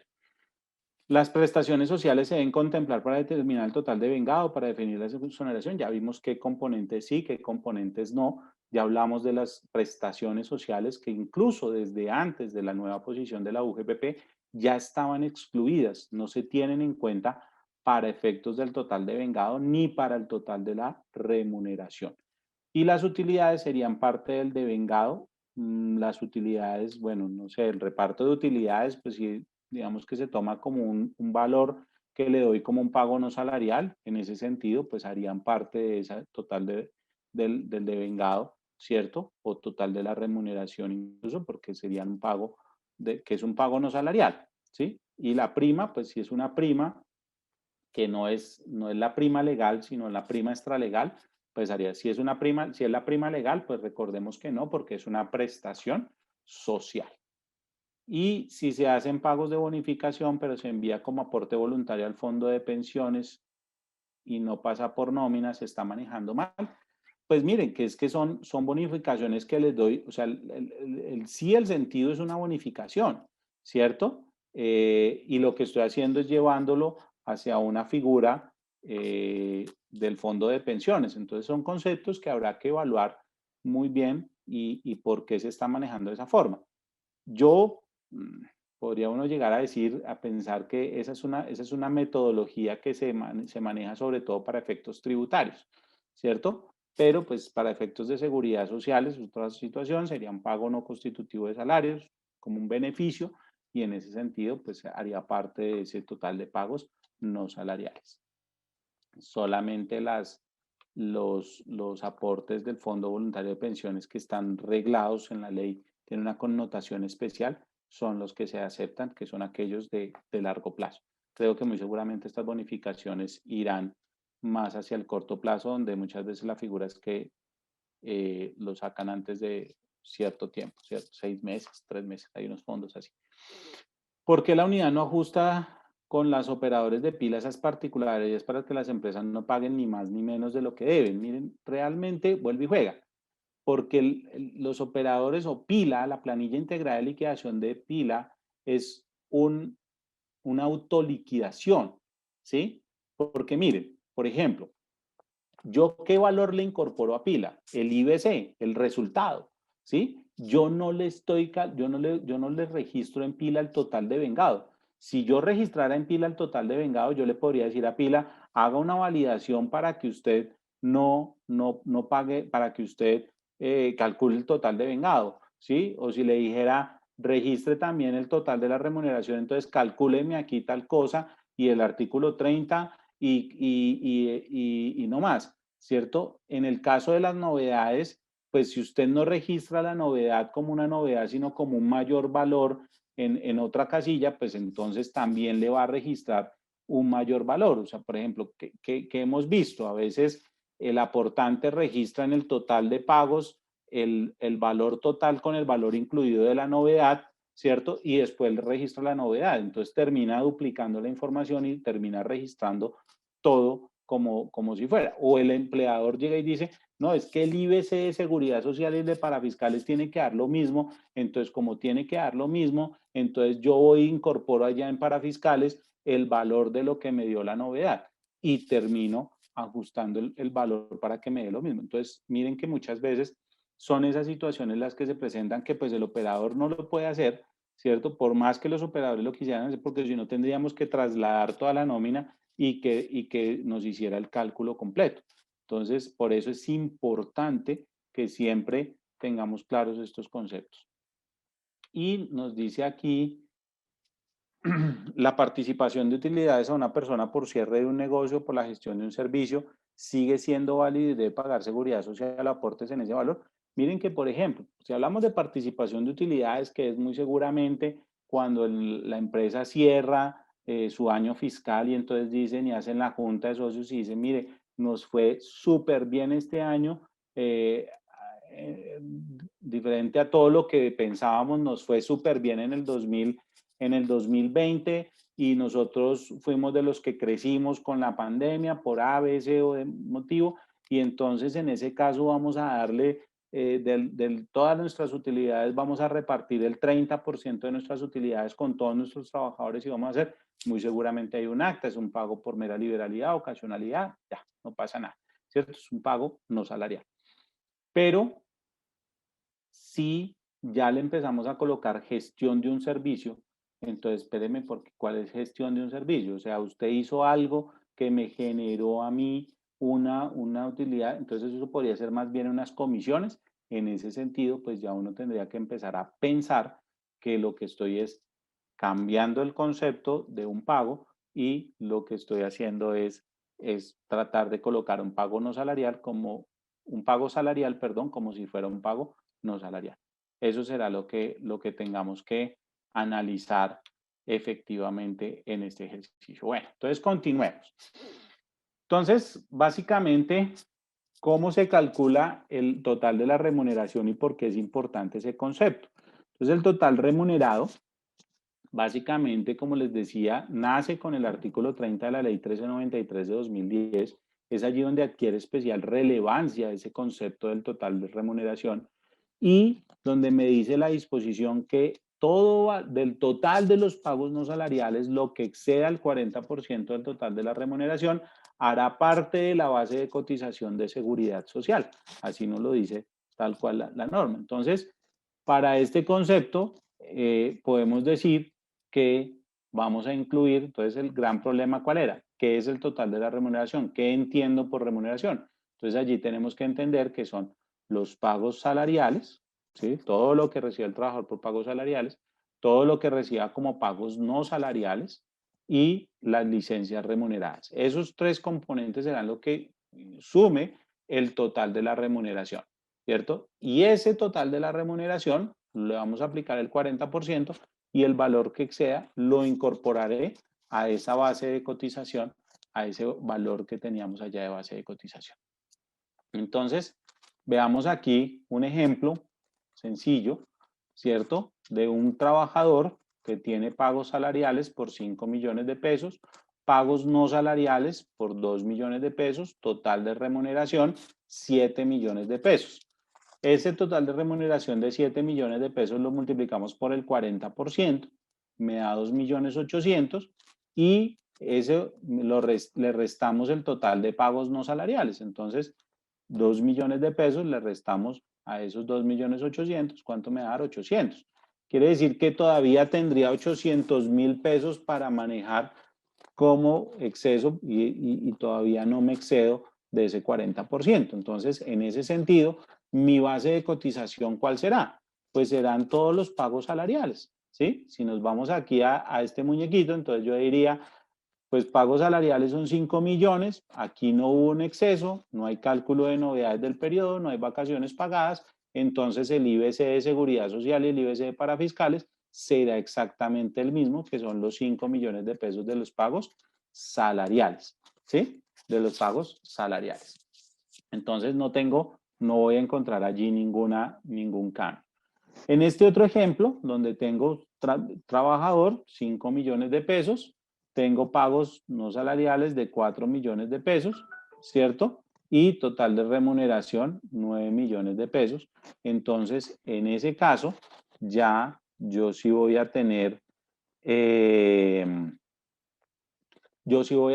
evaluar, perdón, yo al evaluar los 9 millones de pesos, entonces yo identifico que el total, el 40%, o sea, lo que excede el 40% del total de la remuneración son 3 millones 600. Pero como mis pagos salariales fueron de 4 millones de pesos, entonces 3 millones 600 menos 4 millones de pesos nos da menos 400 mil pesos. Quiere decir que hubo un exceso de 400 mil pesos del total de los pagos no salariales, excedieron en 400 mil pesos el 40% del total de la remuneración. Y ese exceso, pues, ¿dónde lo voy a ver reflejado? Volvamos otra vez aquí a nuestro diagrama. Entonces, los 5 millones de los pagos salariales y el exceso de los 400 mil lo voy a tener que incluir en este componente de pagos no salariales que exceden el 40%. Lo que quiere decir que mi IBC de seguridad social son de 5 millones 400 y mi IBC de parafiscales es de 5 millones de pesos. Entonces, si nos vamos acá, vamos a ver que lo que excede el 40%, salud, pensión y riesgos, son 5 millones 400 y caja de compensación, SENA y CBF, serían 5 millones de pesos. Digamos que SENA y CBF, recordemos con el asterisco de si la empresa se acoge al beneficio de exoneración de aportes, como tiene un total de vengado de 9 millones, está por debajo de los 10 salarios mínimos, entonces muy seguramente esta empresa solamente pagará salud, el 4% del trabajador, pensión y riesgos con una base de 5 millones 400 y caja de compensación con una base de 5 millones de pesos. Eso sería más o menos, ese sería el ejercicio básico que tendríamos que hacer todos los meses bajo esta situación. Entonces miren que por eso es que les decía, yo de toda esta operación que yo hice acá, ¿cuál fue el único valor que yo registré? Este. Pero si yo registro estos 400, no como una variación que solamente me afecta seguridad social, sino la coloco como una variación transitoria de salario que me afecta a todos los subsistemas, pues a mí me va a quedar los 5,400 en los dos subsistemas, ¿sí? Entonces, y el operador no sabe eso, porque el operador no sabe que usted detrás de todo esto, yo le digo detrás de bambalinas, usted hizo toda esta operación para poder determinar que había un exceso de 400 mil pesos. Para él es transparente. Si usted le coloca 5 millones 400 en el IBC de Seguridad Social, Salud, Pensión y Riesgos y 5 millones para fiscales, pues él diga, bueno, listo, muy seguramente fue que aplicó el artículo 30 de la ley 1393 de 2010 y entonces por eso es que él lo está haciendo de esa forma, ¿sí? Entonces tenemos que tener mucho cuidado, por eso es que les digo que estos son errores comunes que en este caso, por ejemplo, le daría un mayor valor a pagar, ¿cierto? Pero, por ejemplo, si supongamos que este es el mismo trabajador y usted como ya está acostumbrado a que este trabajador nunca tiene exceso, ¿cierto? Pero le dio una bonificación por contabilidad que no entró por el software de nómina y ese trabajador recibió 4 millones de pesos y usted no hizo este ejercicio porque nunca le informó a nómina y nómina nunca hizo este ejercicio, pues nómina cotizó los 2 meses, cotizó el periodo por 5 millones de pesos y pues ahí se va a generar una inexactitud en el pago porque nunca se enteró de esta situación. Por eso es importante y la reflexión creo que hay que hacer estos análisis juiciosos teniendo en cuenta los pagos salariales, los pagos no salariales, lo que sea, el total de vengado, el total de la remuneración y de esa forma podemos mitigar ese impacto que se nos puede generar acá. Tenemos aquí, entonces, hablemos de una de las novedades. Esta es una de las novedades que yo digo, a mí más me apasiona, ¿sí? Y más me apasiona, lo digo en el buen sentido, porque básicamente podemos decir que esta novedad de vacaciones es lo que también nos genera mayor cantidad de ajustes en los procesos de fiscalización. Y es por un entendimiento muy sencillo de todo este proceso. Permítanme un segundo. Entonces, básicamente, lo que tenemos aquí es que un aportante, ¿cierto? Cuando tiene una novedad de vacaciones, podemos decir que se afectan los dos ingresos base de cotización, solo que se van a afectar dependiendo de las condiciones que tenga el empleador. Recordemos que cuando voy a liquidar vacaciones, yo debería tener en cuenta 4 criterios. Vamos a hablar de 4 criterios. Primer criterio, el tipo de salario que tenga el trabajador, ¿cierto? Si es un salario fijo, si es un salario variable, eso pues va a ser fundamental tener en cuenta al momento de liquidar unas vacaciones, ¿sí? Lo segundo que tengo que tener en cuenta es el reglamento interno de trabajo mío como empleador, ¿cierto? ¿Por qué? Porque pues eso va a determinar si liquido las vacaciones sobre, todavía hablamos de 48 horas o 40 horas, es decir, de lunes a viernes o de lunes a sábado, tendré que valorar eso, ¿cierto? Lo tercero que tengo que valorar es la política contable del trabajador. Perdón, el calendario Colombia. Entonces, después de saber cómo es el tema, el calendario Colombia. ¿Por qué? Porque el calendario Colombia va a determinar cuántos días calendario van a ser esos 15 días hábiles, ¿cierto? Y de acuerdo con lo que me diga el reglamento interno de trabajo, digamos, donde se tenga definido cuáles son los días sobre los cuales voy a liquidar esas vacaciones. Entonces, digamos que hasta ahí vamos con esas 3 variables. Y la cuarta variable, pues, es la política contable del empleador. ¿Por qué? Porque la política contable del pago de vacaciones me va a decir cómo se pagan las vacaciones. Si yo las pago mes anticipado, si las pago al momento del inicio del disfrute, el día hábil antes del inicio del disfrute, en proporción a los días de disfrute, depende, ¿cierto? Cada quien en su política contable, por eso es que esto empieza a ser tan personalizado, porque depende de cada empleador y puede ser que de los que estamos aquí conectados, la mitad lo maneje de una forma, la otra mitad lo maneje de otra forma, o unos 5 lo manejan de una forma, 10 lo manejan de otro, el resto lo maneja de otra forma. Entonces, miren que empieza a ser tan particular esta situación que se presenta, que incluso hay empresas que con unos trabajadores lo manejan de una manera y con otros trabajadores lo manejan de otra forma, ¿sí? Entonces, es tan delicada esta situación, pero tan determinante al momento de la cotización a seguridad social, que es donde más generamos, donde más se generan ajustes dentro de estos procesos. Entonces, veamos un poquito, detallemos o ampliemos un poquito cada uno de esos conceptos. El primero, pues, es cómo liquido las vacaciones, dependiendo si es salario fijo o salario variable. Recordemos que si es salario fijo, pues se toma como base el último salario, no se va a tener en cuenta ni los valores reconocidos en día de descanso obligatorio y horas extras, digamos que esos días que se trabajan por esos ingresos que se tienen por esos trabajos que se dan, pues están ya arreglados en la norma, son horas extras, dominicales, bueno, todos estos componentes que se dan en los días de descanso. Y en el caso de los salarios variables, pues nos habla del promedio del último año, entonces pues ya tengo que hacer todo el ejercicio del último año para mirar cuáles son los pagos de ese trabajador, para poder determinar sobre cuál es la base en la que voy a liquidar las vacaciones. Y en el salario integral, pues el último salario integral que venga el trabajador a ese momento.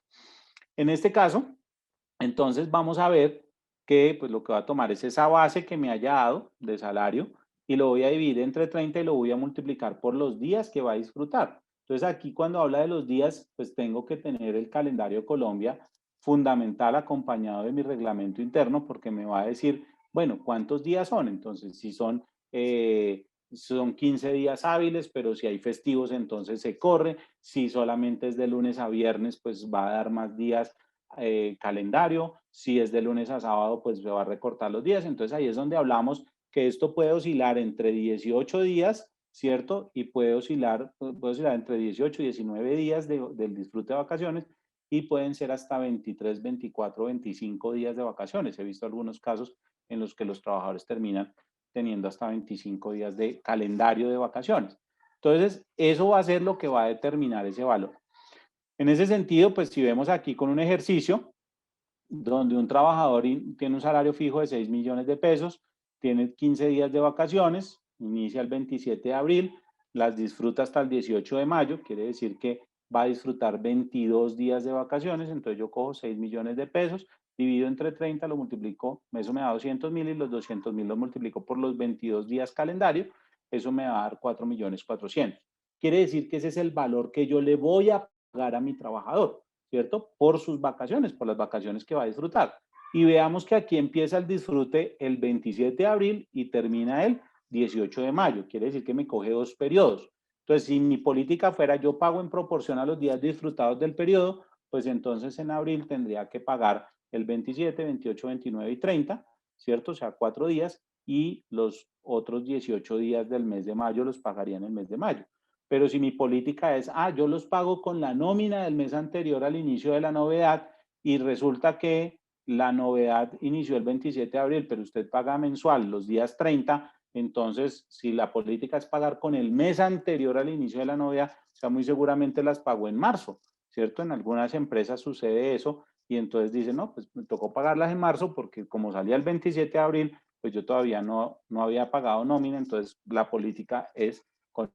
Pero otros dicen, no, yo la pago el día hábil antes del inicio del disfrute. Entonces, si esto fue un lunes o si fue un lunes, entonces el día hábil fue el viernes anterior o si fue un jueves, entonces el día hábil fue el miércoles anterior, ¿cierto? O otros dicen el día del inicio del disfrute. Entonces, el 27 de abril, tan pronto puso un pie fuera, ya no llegó esa mañana a trabajar, oiga, hagan el giro porque hay que pagar las vacaciones. Entonces, pagan las vacaciones de ese trabajador, ¿cierto?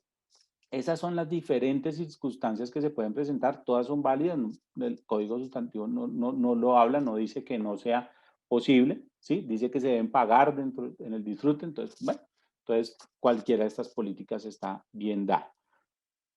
Pero eso pues debe estar arreglado y muy seguro, y eso es lo que muchas veces nosotros validamos, y cuando validamos esto es donde identificamos estas inconsistencias.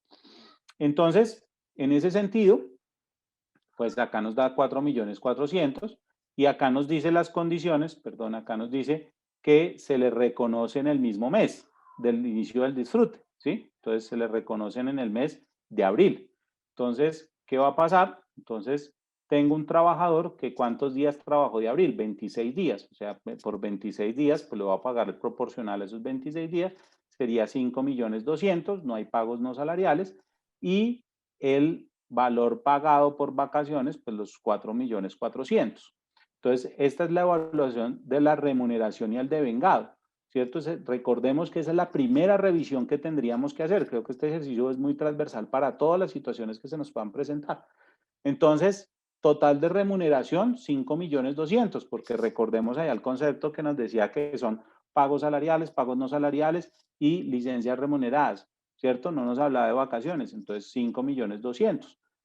Y el total de vengado, que es los pagos salariales, los pagos no salariales, las licencias remuneradas y el valor pagado por vacaciones, entonces nos da 9.600.000. Entonces, ¿uno qué diría? Este empleador, por este mes, miren lo importante que es esto, incluso con las vacaciones, por este mes este empleador no se podría exonerar de hacer aportes ni a salud, ni a SENA, ni a ICBF. ¿Por qué? Porque el devengado es de 9.600.000 pesos. Entonces, en ese sentido, pues va a tener que pagar esto porque su política contable decía que lo tenía que pagar en el mismo mes. Ahora miremos entonces cómo sería ese IBC por sistema, es decir, hablemos de los sistemas grandes, el sistema de seguridad social y el sistema de parafiscales. Entonces, ese IBC de ese primer periodo, ¿cierto? Por sistema, entonces sería 5.200.000, ¿sí?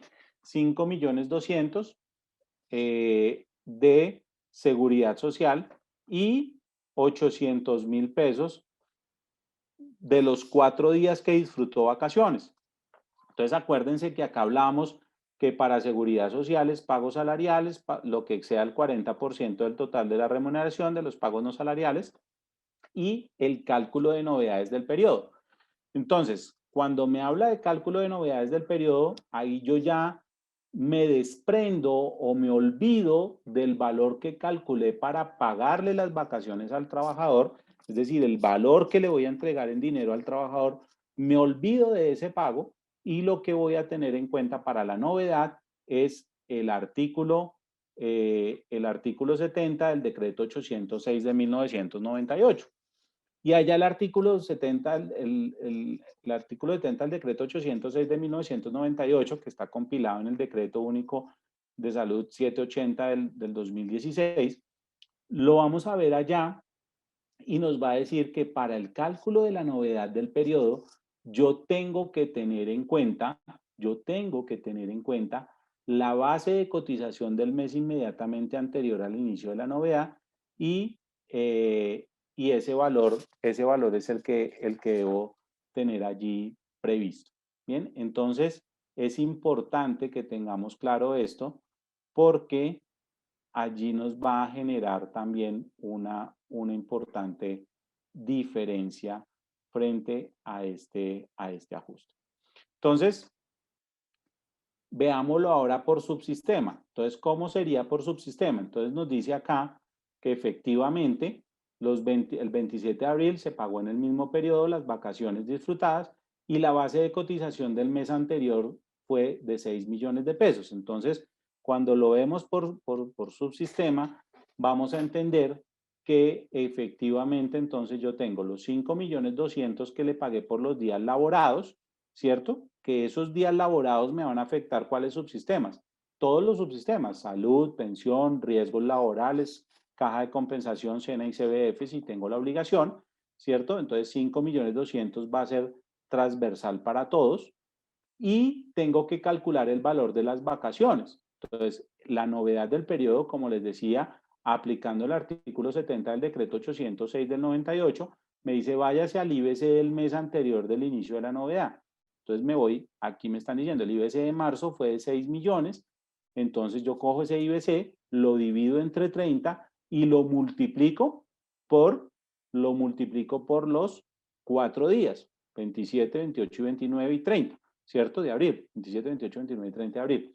Entonces, por esos 4 días, entonces me va a dar 800.000 pesos.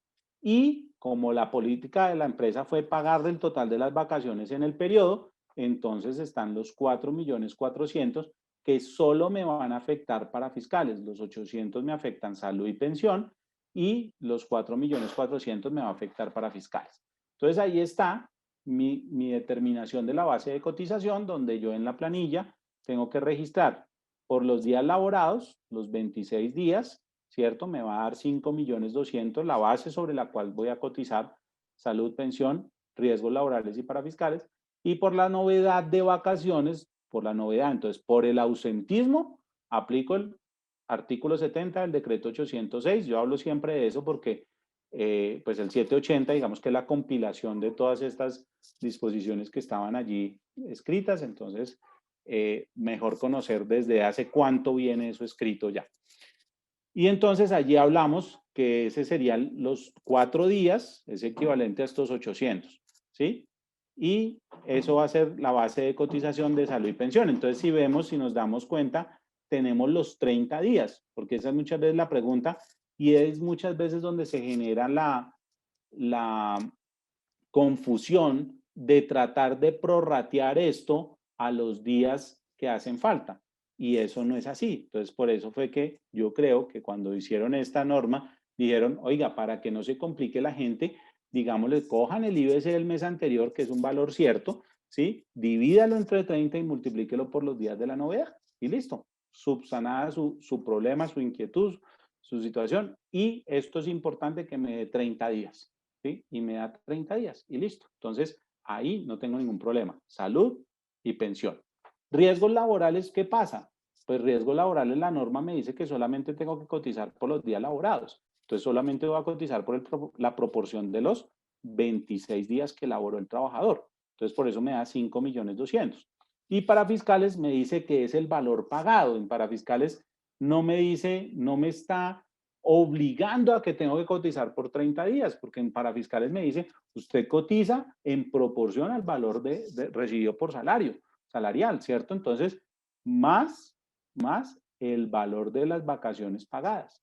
Entonces es ahí donde yo tengo que registrar una novedad que se llama otros ingresos base de cotización para parafiscales, se llama en pila. Bueno, la mayoría de los operadores lo tienen denominado de esa forma, si no ustedes le preguntan a su operador y el operador le dirá, ah, otros pagos. Entonces esos 4.400.000 los tengo que incorporar ahí a ese valor. Bien, eso fue lo que pasó en el primer mes. ¿Qué va a pasar en el segundo mes? En el segundo mes, veamos aquí por subsistema, que es un poco más claro. Entonces pasó que efectivamente el trabajador va a terminar sus vacaciones el 18 de mayo. Quiere decir que si se reincorpora el 18 de mayo, ¿cuántos días va a trabajar? ¿Cierto? Entonces uno cuenta. 19, 20, 21, 22, 23, 24, 25, 26, 27, 28, 29, 30 y 31. Aquí tenemos el gran problema del día 31 y el día 31 también. El día 31 se nos vuelve, digamos que un factor determinante cuando vamos a pagar las vacaciones y se nos vuelve un factor determinante en las novedades. Sobre todo cuando los días trabajados tocan ese día 31. Porque a mí me aseguran por los días laborados, ¿cierto? En riesgos laborales. Entonces, si me aseguran por los días laborados, pues la primera novedad, la novedad que prima es los días laborados, ¿cierto? Que no es una novedad, sino en las condiciones o en las prioridades de la planilla integrada de liquidación de aportes, podríamos decir que la primera que prima es los días laborados y después de ahí en adelante las novedades. Entonces, podría uno decirlo coloquialmente, yo parto de los días laborados y con las demás novedades ajusto caja para que me dé los 30 días teniendo en cuenta una priorización de novedades, ¿no? Entonces ya ustedes, me imagino, sabrán un poquito de eso. ¿Cuál es esa prioridad de las novedades? Es cuál novedad prima sobre otra. Por ejemplo, si yo estoy en vacaciones y tengo una incapacidad, ¿cuál prima sobre cuál prima la una sobre la otra? Pues incapacidad prima sobre vacaciones. ¿Por qué? Porque la norma dice que si el trabajador se incapacita, se interrumpen las vacaciones. Entonces yo digo, entonces, días laborados, incapacidades, prima sobre vacaciones, entonces incapacidad y después vacaciones. Entonces, para efectos de esos 30 días que necesitamos para cotizar al subsistema de salud y pensión. Entonces, 13 días laborados, 2.600.000, esto va para salud, pensión, riesgos laborales, para fiscales, ¿sí? 2.600.000. Y calculo los días de la novedad, vacaciones. Entonces, necesito completar 30, tengo 13, ¿cuántos me hacen falta? 17. Entonces, 17 días de vacaciones, 3.400.000 y ajusto la novedad ajusto el IBC de salud y pensión. El de riesgos laborales, pues me queda solo por los días trabajados, por la cobertura del riesgo, y para fiscales, pues lo que le pagué por esos días trabajados. Miren que en parafiscales no hay valor pagado por vacaciones. ¿Por qué? Porque yo se lo pagué el mes anterior. Pero si yo hubiese hecho el prorrateo de pagar en un mes lo de los días de un mes y en el otro mes lo de los otros días del mes, si yo se lo pagué efectivamente hacia el trabajador, pues aquí se tendría que reflejar de esa manera. Entonces, esto es importante que lo tengamos claro y vuelvo a hacer esa observación. ¿Por qué? Porque es aquí donde más errores se cometen. Entonces, ¿qué pasa? Usted le paga al trabajador de forma anticipada, pero en pila viene aquí y lo prorratea. Entonces, ¿qué va a pasar cuando yo lo fiscalice? Pues voy a identificar que usted cometió un error y que usted en un mes pagó de menos y pues en el otro mes pagó de más, pero como voy a ser muy honesto, yo no miro lo que usted paga de más, sino miro lo que usted paga de menos, entonces usted muy seguramente, ¿qué va a hacer? Va a terminar pagando mucho más de lo que tenía que pagar, ¿sí? Y después tener que ir muy seguramente a las administradoras a pedir la restitución. Mire, lo que pasa es que a mí me fiscalizó la UGPP, aquí me identificó que yo había pagado mal, y entonces, pero yo a ustedes les había pagado ya anticipadamente, entonces hágame el favor y devuélvame esa plata. Entonces empieza toda esa discusión que se puede volver muy compleja. ¿Todo por qué? Porque no hay una razonabilidad entre lo que usted indica en sus soportes, ¿cierto? Y lo que usted reporta en la planilla integrada de liquidación de aportes. Veamos a ver si aquí de vacaciones tenemos alguna pregunta. Es recomendable ingresar vacaciones mes a mes para que tomen el IBC del mes anterior a su fecha de disfrute, o se puede reportar el IBC del registro anticipado. Creo que la acabo de dar sin haberla leído, acabo de dar la respuesta y es efectivamente eso. O sea, tiene que haber coherencia. Entonces, cualquiera de las dos circunstancias da lo mismo, porque es que a veces uno dice, ay, no, entonces voy a hacerlo mes a mes y con eso es mucho más fácil. Pero miremos, por ejemplo, en el caso de mayo. En el caso de mayo, si yo dijera mes a mes, entonces yo liquidaría los 18 días acá que le pago al trabajador 18 días de vacaciones, ¿cierto? Entonces, como le pago 18 días de vacaciones al trabajador, entonces esos 18 días por los 200.000 pesos me da 3.600.000. Entonces, 3.600.000 iría aquí en el segundo mes, ¿cierto? Porque ya pagué los 800 del primer mes, ahora pago el 1.600.000, perdón, los 3.600.000 del segundo mes, ¿sí? Entonces, ¿qué va a pasar? Entonces uno dice, ah, no, pues ya listo, 3.600.000. Pero si vemos aquí, aquí ya me da una diferencia otra vez. ¿Por qué? Porque siempre, siempre para el cálculo de novedades del periodo, tengo que ir al IBC del mes anterior.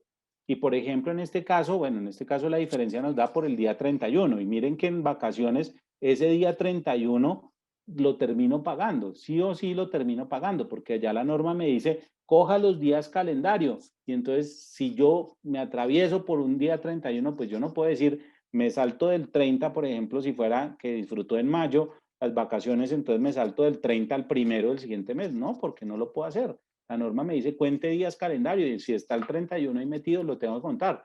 Y aquí, si yo los pago proporcionales, pues me voy a dar cuenta que al final del día el trabajador siempre, cuando me toque un día 31, pues me va a ganar ahí un día más de pago de salario o de vacaciones, sea la una o sea la otra.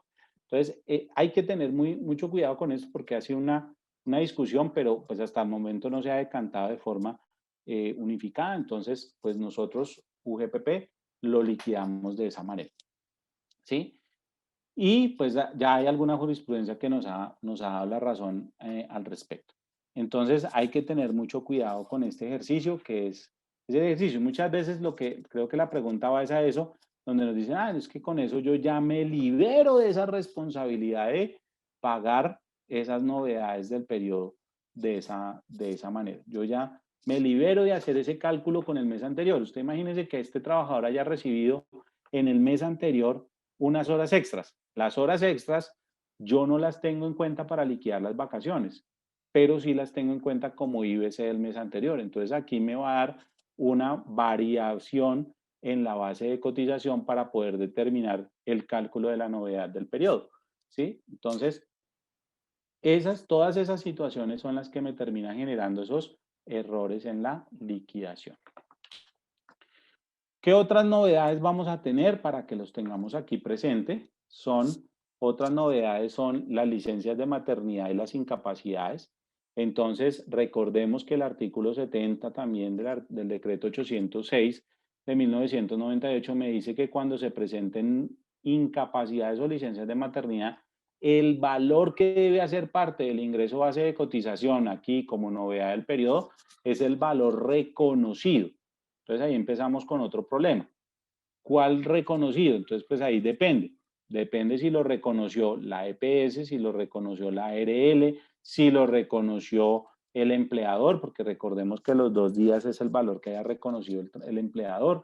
Entonces es el valor reconocido, ¿sí? Ese será el valor que haga parte de la base de cotización frente a la novedad de incapacidad o licencia de maternidad.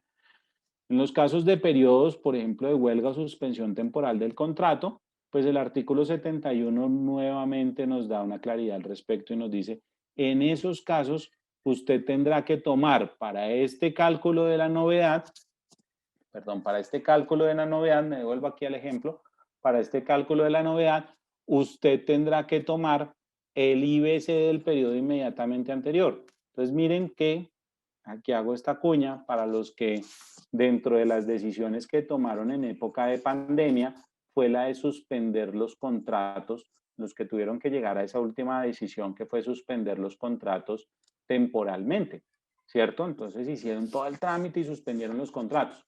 Pero resulta que suspendieron los contratos o llegaron a un acuerdo con el trabajador de una licencia no remunerada y se da la interrupción del contrato, pero se tomó la base, entonces uno llega y dice, ah, yo tomo entonces para el cálculo la base del último salario, entonces del salario del trabajador, perdón, del salario del trabajador.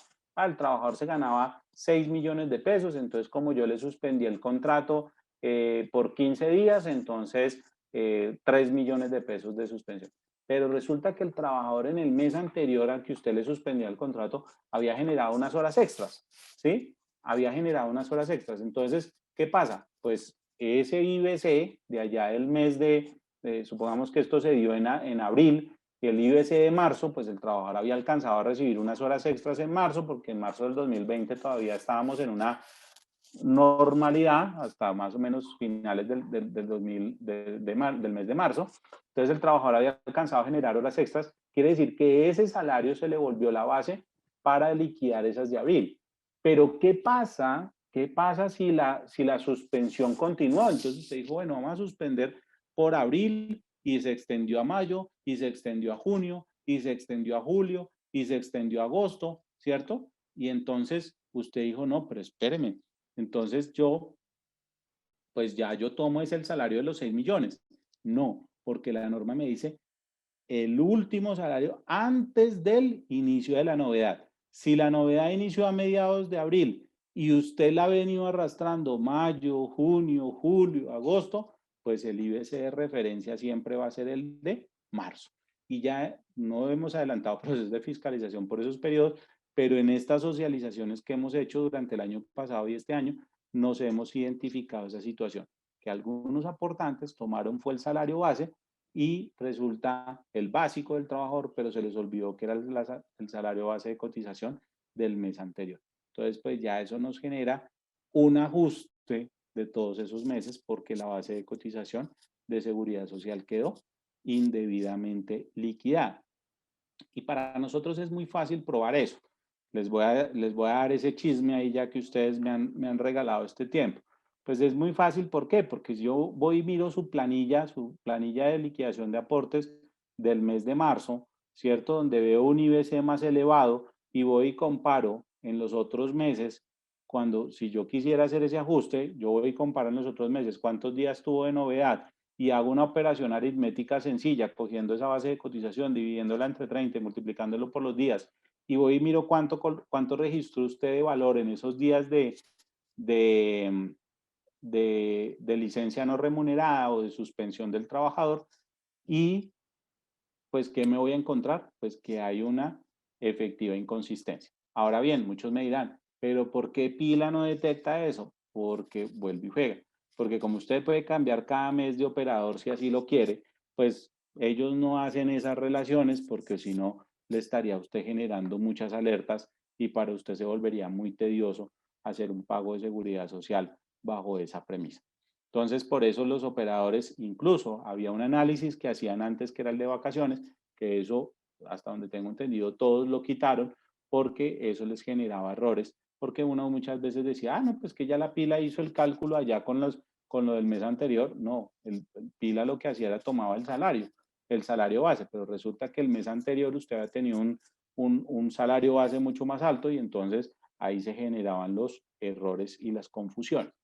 Entonces tengamos mucho cuidado con esto para evitar esos errores que al final del día pues les pueden generar bastantes ajustes a futuro. Entonces, eso era lo que les quería contar el día de hoy, cumpliendo los tiempos que tenemos señalados. Creo que he atendido la mayoría de las inquietudes. Nos quedan por aquí un par de inquietudes que nos acaban de llegar. Las resolvemos y pues bueno, damos finalización a este ejercicio. Entonces, Leonardo nos dice, en ese casi que se paguen las vacaciones anticipadas, ¿cómo queda la seguridad social? En ese caso debe ser, en ese caso que se paguen las vacaciones anticipadas, ¿cómo queda la seguridad social? Entonces, mira, volvámonos aquí a nuestro ejemplito y entonces nos devolveríamos aquí, por ejemplo, en el mes 1, ¿cierto?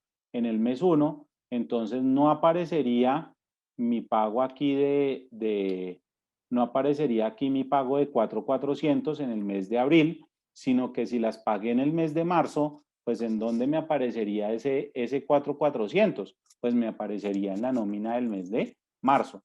¿Pero en qué subsistemas? Solamente en parafiscales.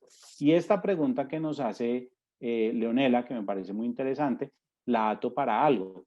Entonces usted diría, oiga, entonces a mí me toca tomar como referencia los 6 millones más los 4.400, o sea, 10.400.000 para liquidar la seguridad social de los meses subsiguientes. La respuesta es no. No, ¿por qué? Porque este valor de 4.400, ¿qué IBC me afectó? Para fiscales. ¿Y cuál es el IBC que tengo que tomar como referencia para este cálculo de estas novedades? El IBC de salud y pensión, ¿cierto? Porque pues yo tengo que tomar valores comparables. Entonces, si el IBC de salud y pensión pues era 6 y el IBC de parafiscales era 10.400, pues no importa, yo tomo el de los 6 millones de pesos, ¿sí? Entonces, ¿qué es el de salud y pensión? Que es el mismo por el que yo voy a liquidar. Y nos dice, ¿me podría aclarar el pago de las vacaciones compensadas sin salir a disfrutar durante el mes? ¿Cómo reportar eso en el IBC? Entonces, exactamente lo mismo. Supongamos que el trabajador le pagamos las vacas, disfrutó sus vacaciones unos días, pero yo le dije otros días, él me dijo, venga, págueme esos días de vacaciones, compénsemelas en dinero, ¿sí? Entonces, compénsemelas en dinero, entonces yo voy, miro la norma, yo digo, yo tengo máximo 7 días para compensarlo en dinero, entonces, ¿qué va a pasar? Ese valor lo incorporo en el periodo en el que le hago el pago, yo lo incorporo en la base de cotización de parafiscales. Y nuevamente, ¿qué tengo que hacer? Una novedad que se llama otros ingresos base de parafiscales y allí registro el valor. Lo mismo pasa cuando yo le aplico, cuando yo le liquido las vacaciones en liquidación de contrato. En ese periodo en el que se está acabando la relación laboral, ¿cierto? En ese periodo en el que efectivamente se finaliza la relación laboral, en ese periodo yo le voy a decir también, le liquido sus vacaciones, ¿cierto? Vacaciones en liquidación de contrato, y en ese periodo de retiro, en la última planilla, pues yo tengo que incorporar ese valor como un mayor valor. Por ejemplo, ese es uno de los ajustes, de los análisis que nosotros también hacemos. Es un análisis muy sencillo, porque yo voy y miro pila, novedad de retiro, y voy y comparo IBC de seguridad social, IBC de parafiscales. Si los dos IBC son iguales, digamos que algo que nos decían en la mayor cantidad de ocasiones, lo que nos decía es, aquí hay ajuste. ¿Y por qué hay ajuste? Porque los IBC son iguales, ¿sí? Normalmente el IBC para fiscales debería ser mayor que el IBC de seguridad social porque hubo pago en vacaciones en liquidación de contrato. Sin embargo, pues esa tendencia ahorita se ha invertido. ¿Por qué? Porque pues con todo este tema de la pandemia, una de las primeras opciones que tomaron los empleadores fue otorgar vacaciones y adelantar incluso periodos de vacaciones a los trabajadores, y en ese sentido pues no hubo, digamos que no hay vacaciones que liquidar si un trabajador se va, ¿cierto? Entonces pues digamos que ahorita vemos un poquito de razonabilidad en esa circunstancia, pero era una tendencia que se nos daba muy frecuentemente, y donde efectivamente en los procesos de fiscalización prácticamente todos los aportantes tenían errores allí en esa liquidación de las vacaciones, en liquidación de contrato, y no incorporarlas en la base de parafiscales en ese momento. En el caso de las comisiones en salario integral, pues yo creo que lo traté de esbozar en el sentido de que tendríamos que validar muy bien si las comisiones tienen el factor prestacional o no.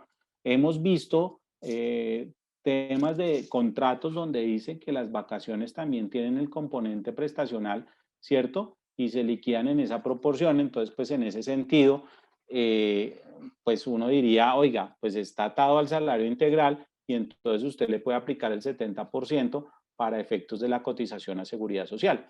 Pero si no está así escrito esas comisiones, como les decía, si las comisiones, si fuera un trabajador que no tiene salario integral y un trabajador que tiene salario integral, está atado a un valor de la venta, y el porcentaje de la venta y el porcentaje es exactamente el mismo, pues usted diría, esa comisión no está atada, no tiene factor prestacional en tal sentido, el 100% del valor de la comisión tendría que hacer parte de la base de cotización de seguridad social.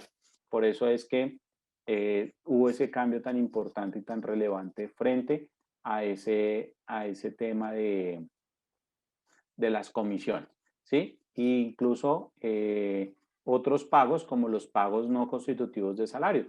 También el valor que excede el 40%, pues por defecto nosotros tomamos siempre que el valor total de los pagos se compara contra el salario integral, se toma todo eso como total de remuneración y a eso se le aplica el 40% y el valor que exceda será base de cotización, ¿cierto?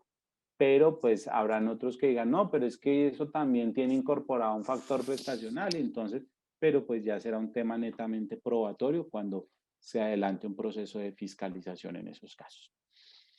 Creo que esas son las respuestas a todas las inquietudes que se tenían. Ahora no sé si tengamos alguna otra por allí que tú veas que yo no haya dado respuesta. No, ya con eso creo que finalizamos a todas las preguntas y dudas que pudieran tener los asistentes. De todas maneras, Andrés, yo sí te pediría que nos ayudes dejando quizás tu contacto por si surge alguna otra duda, alguien tiene alguna otra pregunta, cosa que lo podamos contestar. Yo igual voy a dejar también el mío acá por el chat para ayudarles a todos. Bueno, yo aquí les había dejado un slide en el que están todos nuestros canales de atención al ciudadano, ¿sí? Ya de pronto, Paula, si tienen alguna Perfecto. pregunta, la pueden canalizar a través tuyo, como para que Perfecto. sea un poquito más organizado, que haya quedado, que digan, oigan, se me olvidó preguntar esto, me acordé, entonces tú nos ayudas, por favor, canalizándolo, tú ya tienes mis contactos, me la haces llegar y con el mayor gusto la resolvemos. Si no, pues a través de estos canales de atención que tenemos, dispuestos para todos nuestros aportantes, en los cuales pueden consultar toda la información que les hemos compartido el día de hoy y pues también nuestros asesores que también están allí prestos para acompañarlos en todo este proceso. Muchísimas gracias. Claro que sí. Ya les dejé entonces mi contacto a través del chat. Cualquier cosa nos pueden escribir por ahí. Muchas gracias, Andrés, por habernos acompañado el día de hoy y muchas gracias a todos por haber asistido. Que Claro que tengan sí. un feliz día. Hasta luego, feliz día. Igual, hasta luego.